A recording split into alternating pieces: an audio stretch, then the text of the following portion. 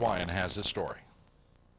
Private Christopher Bowser joined the Army in March 2002, motivated by 9/11 and family tradition. His mom's an inactive Army Reserve major.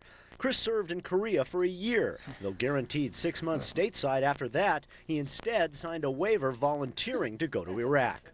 I signed that waiver so I could go over and get with my guys and be there with them while they were at war instead of just being hanging out back in the States, relaxing while they're getting shot at. I wouldn't have felt right. In Iraq, Bowser was a gunner standing atop a Humvee, manning a machine gun and grenade launcher. He'd been there just 19 days. We were escorting a bunch of troops who were on foot. They were walking the street doing a patrol, looking for anything suspicious. Bowser's leader saw a suspicious vehicle. He warned the others, but not in time. And the next thing I know, I hear a big explosion, a big just boom, and a big flash of light.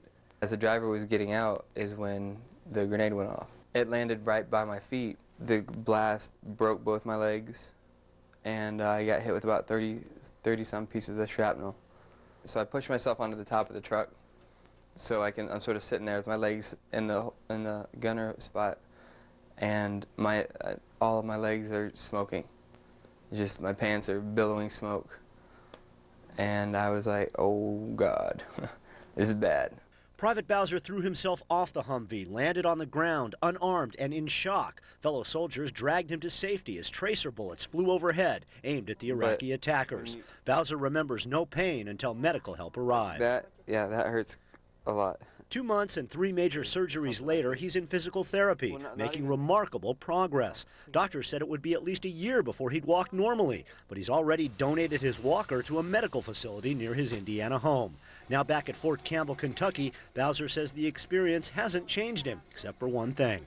I noticed like an American flag that probably would have just been like driving down a street and see a couple of houses. Now I see every flag. The patriotism thing really stands out. As does Private Bowser. Casey Wyan, CNN, reporting. And that's our show for tonight. We thank you for being with us. Have a very pleasant weekend. For all of us here, good night from New York.